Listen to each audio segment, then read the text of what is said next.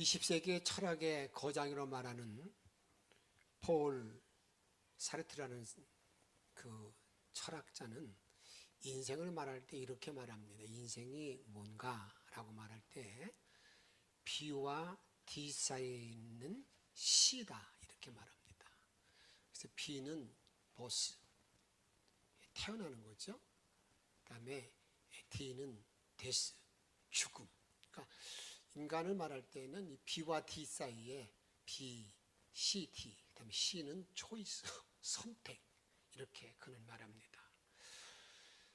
그래서 그는 이제 그런 모든 삶을 가지고 인간이 항상 선택하면서 이렇게 자유를 추구했던 그런 사람이에요.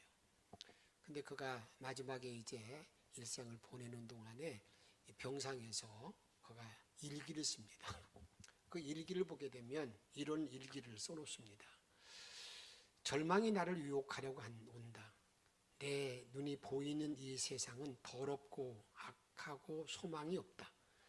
이것이 절망 속에 죽어가는 노인의 절규이다. 그러나 나는 절망하지 않으려고 애를 쓴다. 나는 소망을 갖고 죽을 것이다. 그런데 그 소망에 근거가 있어야 된다.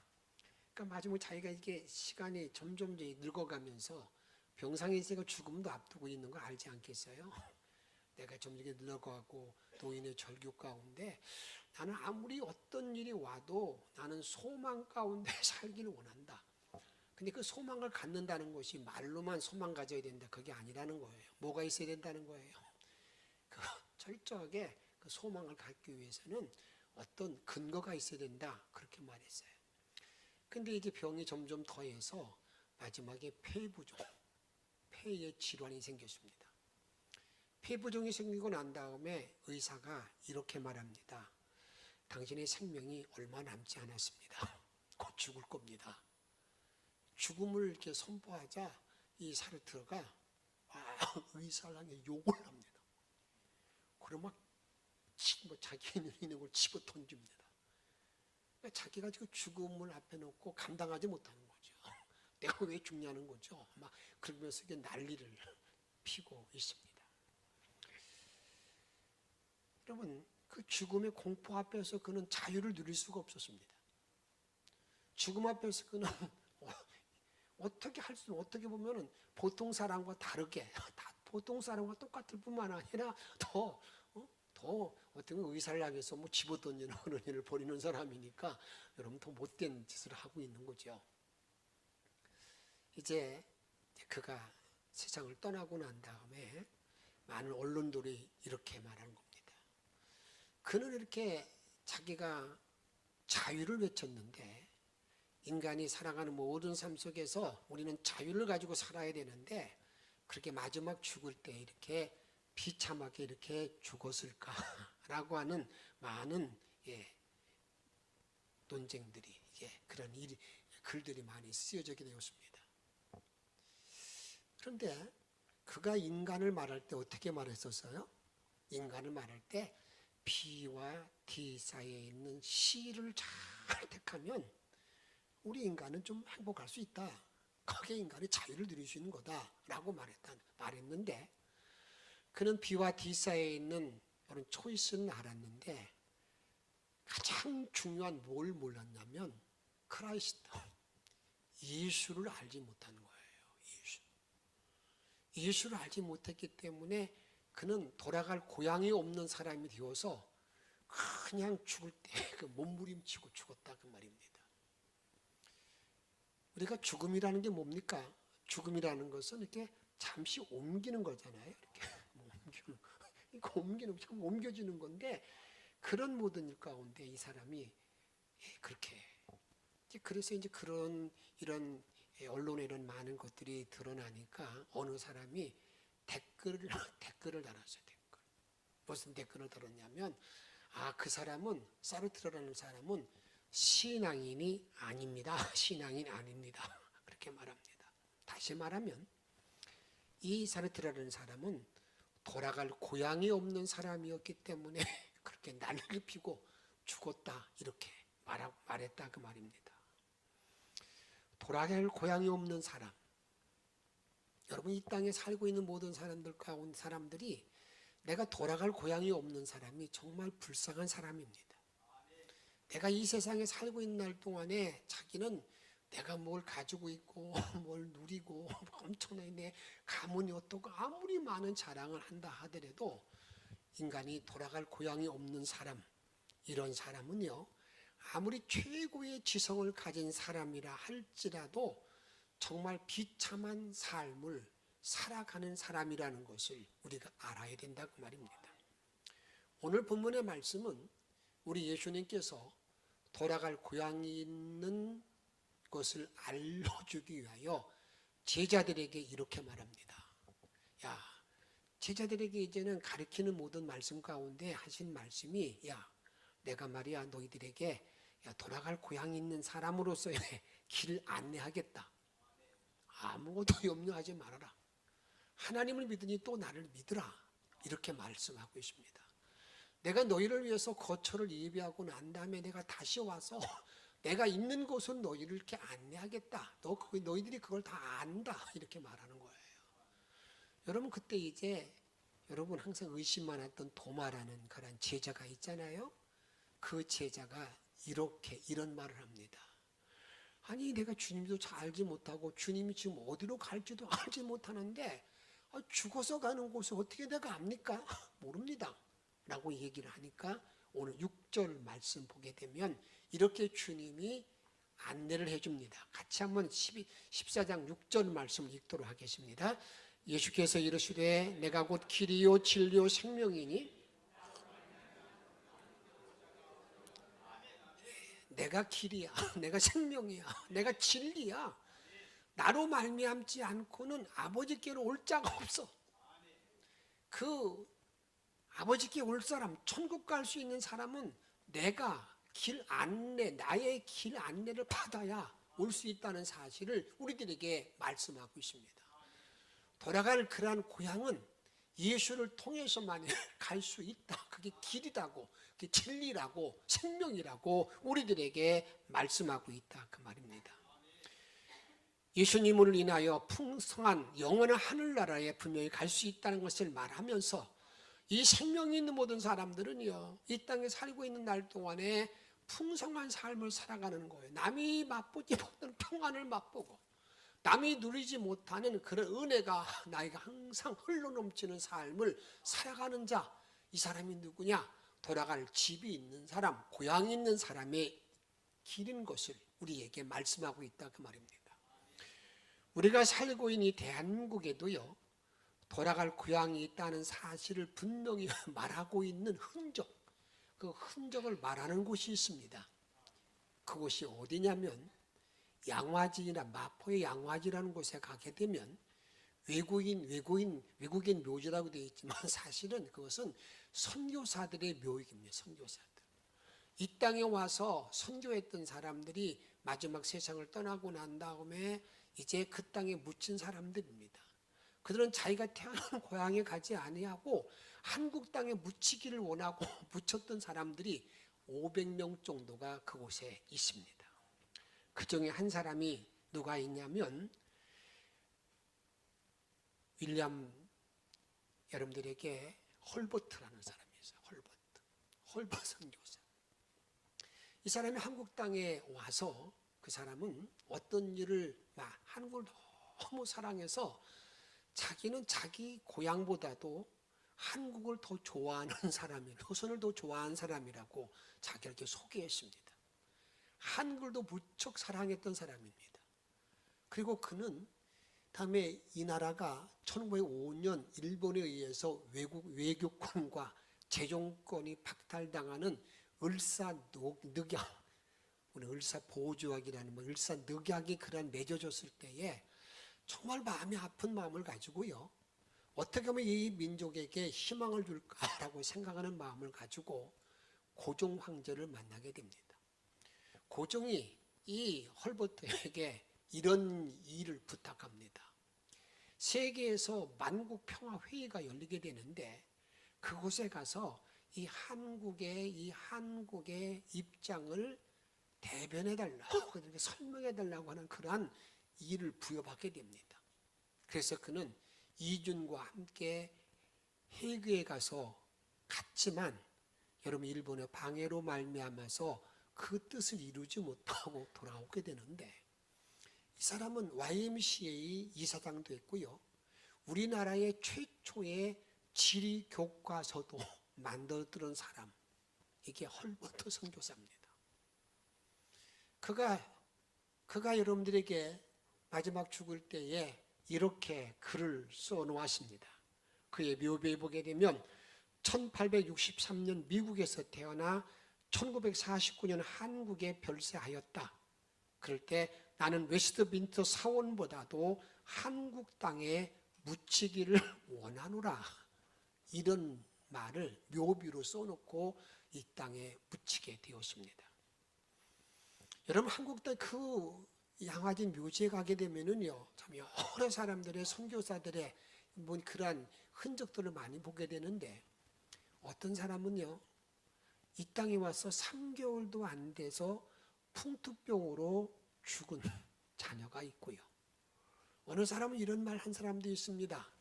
나의 목숨이 2000개라고 2000개가 있다고 그런다면 모두 다 2000개의 생명을 한국을 위해서 다 헌신하고 싶다. 이런 사람들, 이런 모든 사람들은 어떤 사람이라고 생각합니까? 이런 사람들은요 다 돌아갈 고향이 있는 사람, 내가 돌아갈 집이 분명 하나를 분명 가진 사람들의 행동이었기 때문에 그런 삶을 살았고 그런 흔적을 남기고 있다, 그 말입니다. 또 한 사람이 있습니다. 캐나다 출신이면서 미 감리회 소속으로 의료 선교사로 이 땅에 오신 윌리엄 제임스 홀이라는 사람이 있습니다. 그는 한국 땅에 올 때에 여러분들의 의사로서 그 다음에 선교사로 와서 개척교회를 감당하면서 평양에서 여러 의료 선교와 함께 그 다음에 복음을 전하게 됩니다. 근데 그가 이 땅에 와서 많은 달 동안에도 여러분 복음을 전하지 못했습니다. 2년 11개월을 여러분들에게 복음을 전하다가 세상을 떠났는데, 그가 여러분에게 이 땅에 11월 19일 날, 그가 죽던 해 11월 19일 날 아침에 왕진 가방을 챙기고 이제 밖으로 진료하러 나갔습니다. 그리고 나니 조금 있다가 여러분 그 남편이 돌아오는 거예요. 들어올 때에 여러분들의 아내가 이제 좀 깜짝 놀라는 마음을 가지고 아들을 데리고 가서 보니까 이미 자기 남편이 제대로 서 있지도 못하는 거예요. 그 서 있지도 못하는 그런 그 자리에서 자기 아내에게 이렇게 말합니다. 이런 말을 하게 됩니다. 내가 살아있을 때에 아내를 만나는 것이 얼마나 행복한 일임을 내가 알았고, 내가 병들었을 때에 당신이 있는 곳에 오니까 내가 평안하다, 내가 참 편안한 것을 알게 되었다.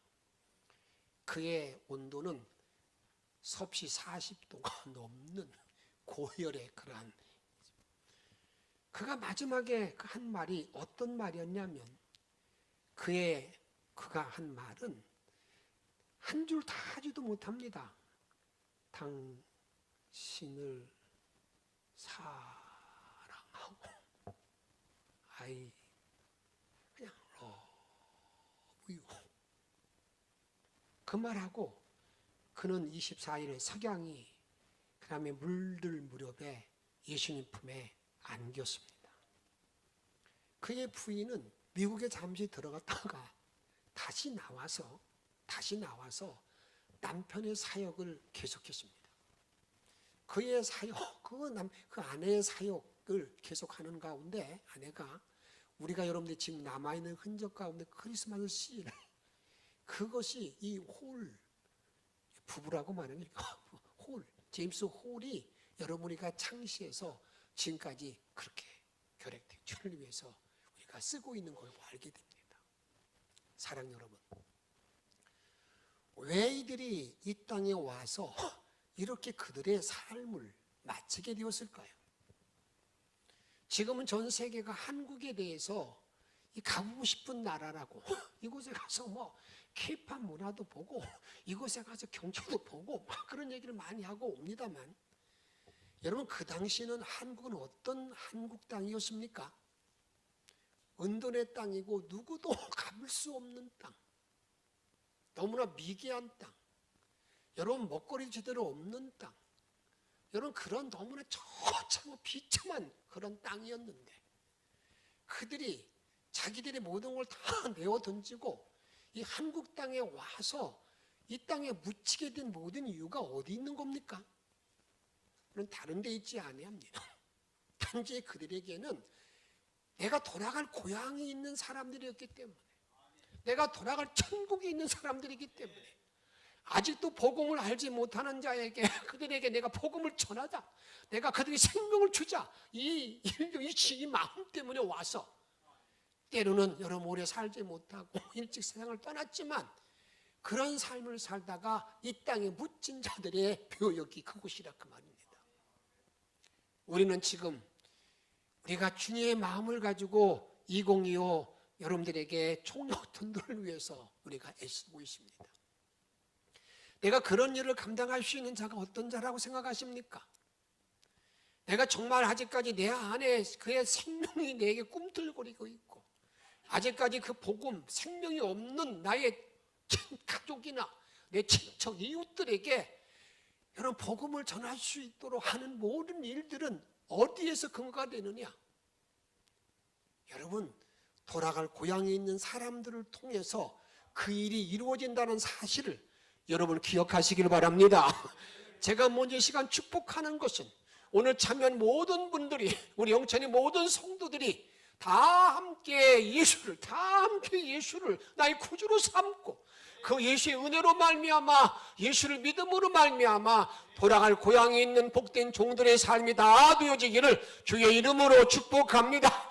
그 예수 내가 믿기에 나의 삶이 더 풍성한 삶으로 주께 영광 돌릴 수 있는 귀한 종들이 되시기를 주의 이름으로 부탁드립니다.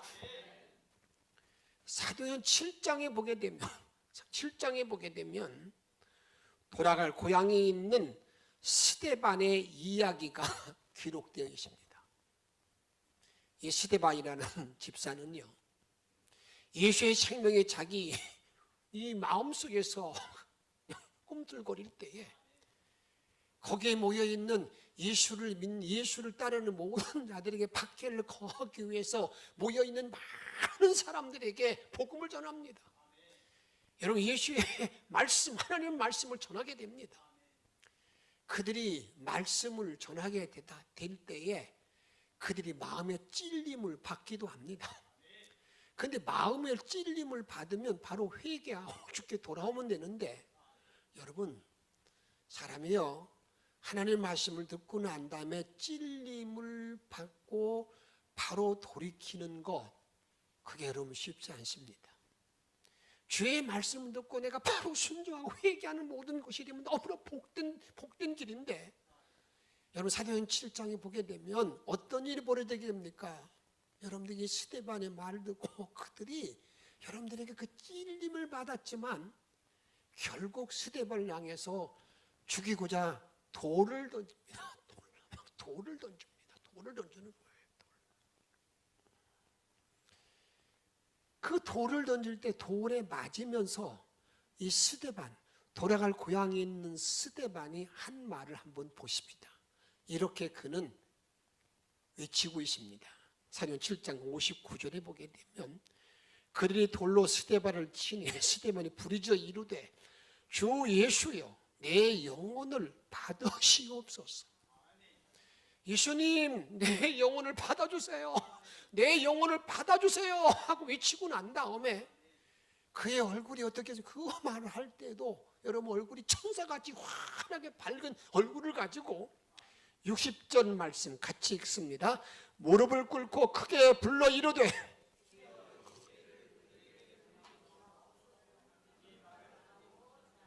아멘. 어떻게 했다고요?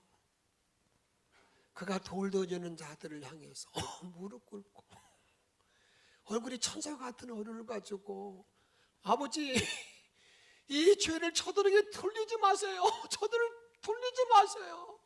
저들을 불쌍히 여주세요. 불쌍히 여주세요. 그리고 잤다는 말이 뭐예요? 죽었다는 얘기잖아요. 돌 맞아 죽었다는 거예요.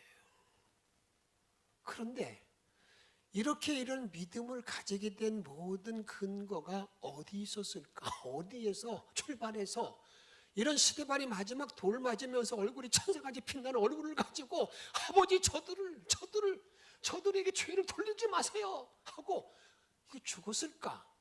그것은 이 스데반이라는 사람이 여러분 돌아갈 고향을 보았기 때문에 그렇습니다. 스데반이 복음을 전할 때에 그가 성경은 이렇게 말합니다.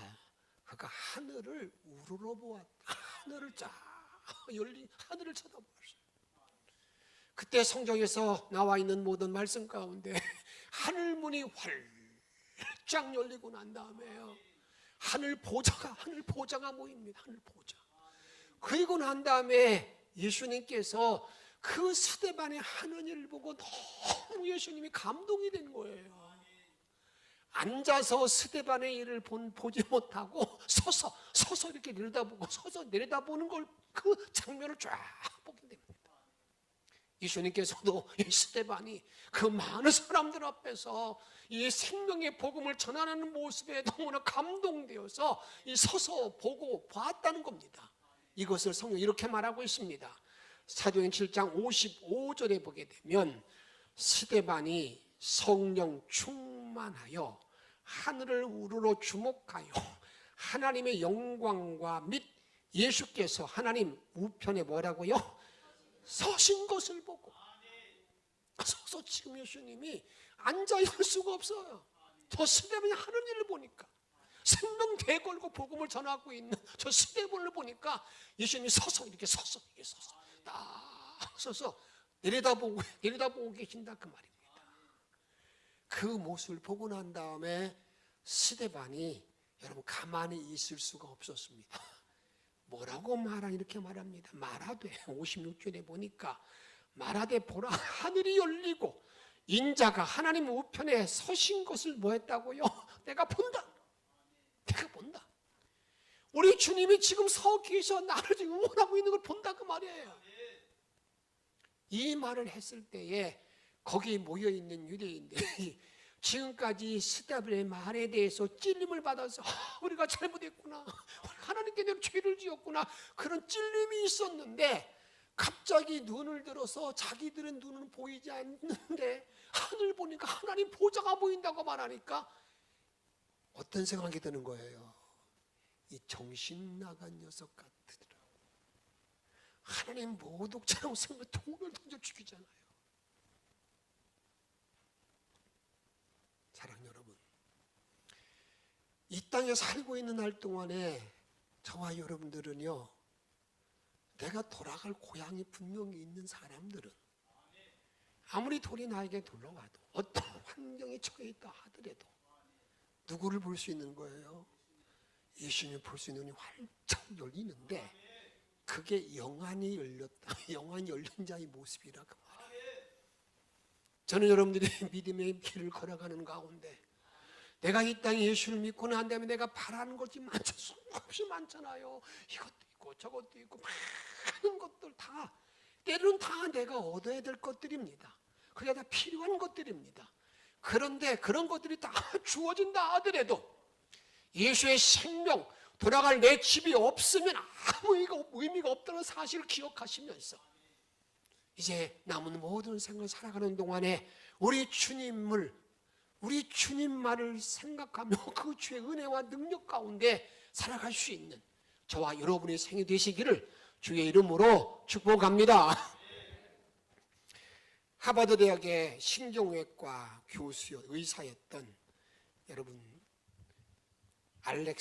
이분 알렉산더라는 그런 교수가 있습니다. 그분은 이런 책을 오래전에 써놨습니다.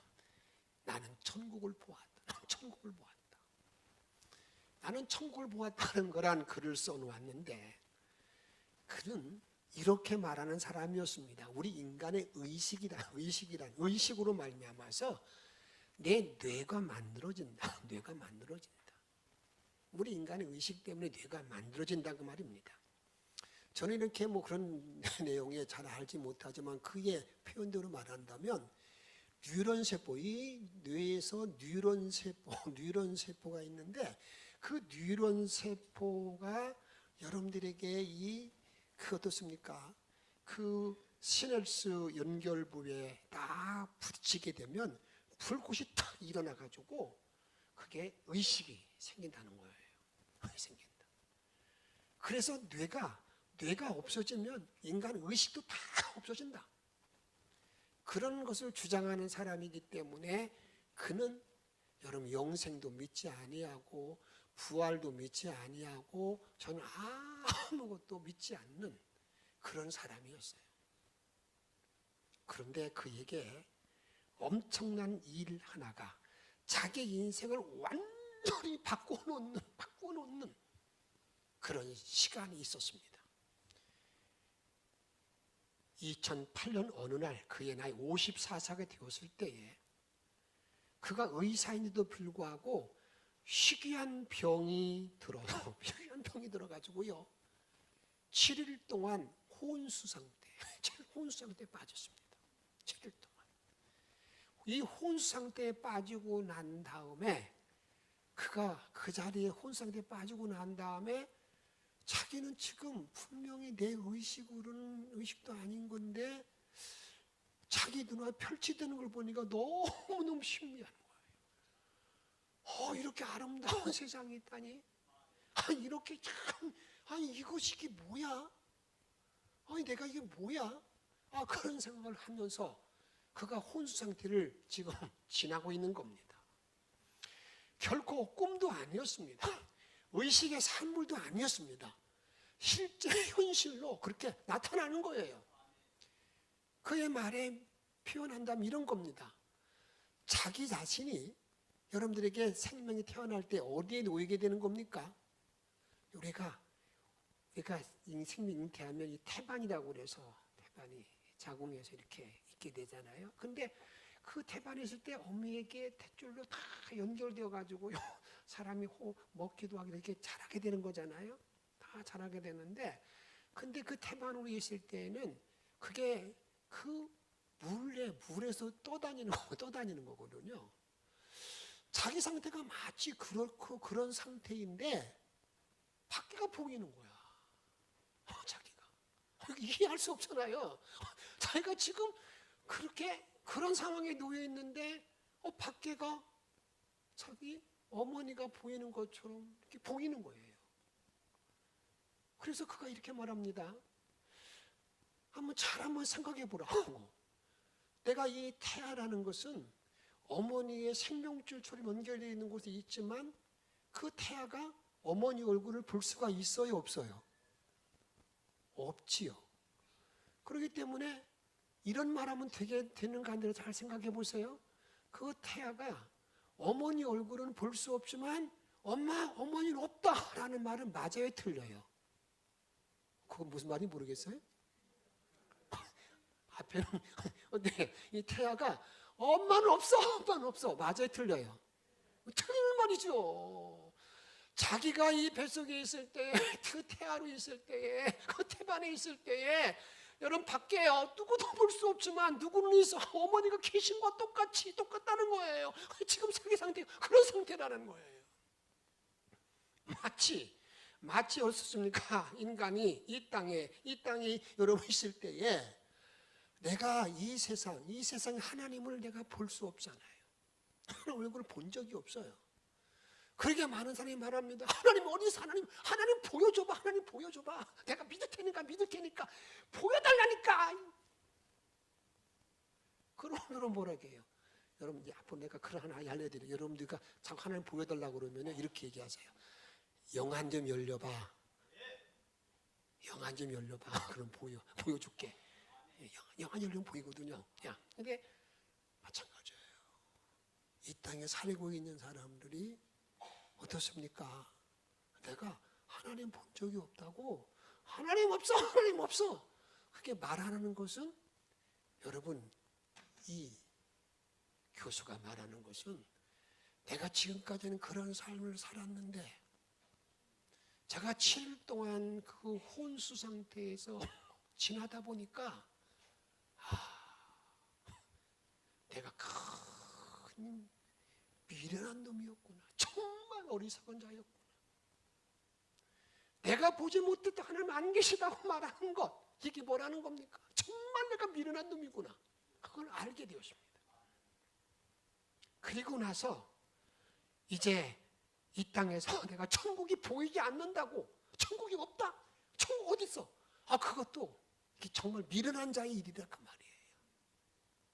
그가 이제는 눈을 뜨고 난 다음에 자기가 현실로 본 모든 것들을 기록해 놓은 것이 나는 천국을 보았다 하는 그런 책의 내용이라 그 말입니다. 사랑하는 성도 여러분, 누가 돌아갈 천국을 소유할 수 있는 것입니까? 돌아갈 고향을 얻는 모든 길은요, 내가 목사일 했기 때문에, 내가 장로의 직을 잘했기 때문에, 내가 이렇게 교회에 이렇게 많이 헌신했기 때문에 나에게 주어지는 것이 아니에요. 나의 행위가 아니라 그 말입니다. 온전하게 그것은 어떤 일이냐면, 우리 하나님 예수님께, 하나님께서 예수를 통해서 나에게 주신 선물, 단지 무엇만 하기만, 예수를 내가 믿기만 하면 주님이 나를 위해서 내 모든 죄를 사하고 이 모든 죄를 사하신 그것을 내가 믿기만 하면 나에게 저절로 주신 하나님의 은총과 선물인 것을 믿으시기를 바랍니다. 이러한 사실을 주님은 이렇게 말씀하고 있습니다. 요한복음 3장 16절에 보게 되면, 하나님이 세상을 이처럼 사랑하사 독생자를 주셨으니 이는 그를 믿는 자마다 멸망하지 않고 영생을 얻게 하려 하심이라. 아멘. 여러분, 누구도 어떤 사람이 있는지 간에 하나님이 사랑하셔서 내가 죄인 되었을 때 나를 위해서 죽어주신 예수 그리스도를 믿는 자마다 멸망하지 않고 영생, 돌아갈 고향을 나에게 주시는 사실을 믿으시고 그 믿음 안에 남은 일생을 승리하는, 그 주님과 함께 복되게 살아갈 수 있는, 그 주님과 함께 어떠한 어려운 여건이 나에게 닥친다 할지라도 절대 두려워하지 아니하고 다 극복하고 승리하고 주님의 이루며 살아갈 수 있는 영천의 성도가 다 되시기를 주의 이름으로 축복합니다. 찬양하겠습니다.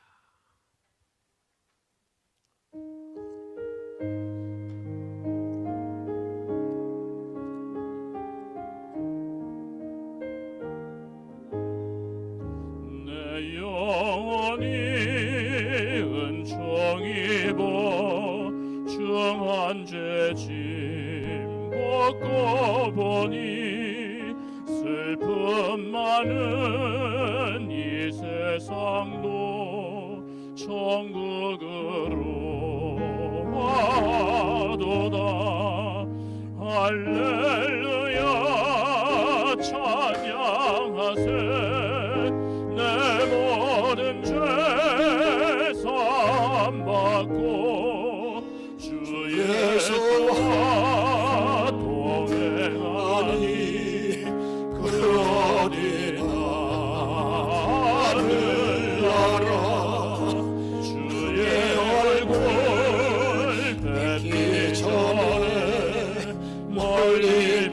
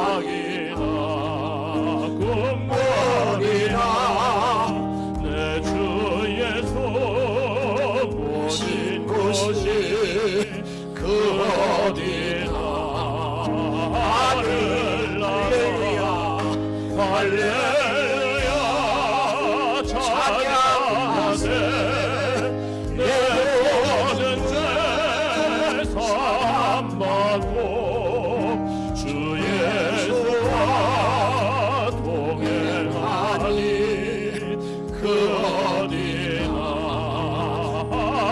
산이 거친들이 높은 산이 거친들이 조각이나 공고리나 내 주 예수 모신 곳이 그 어디나 할렐루야 할렐루야 찬양하세 내 모든 죄 사함받고 주 예수와 동행하니 그 어디나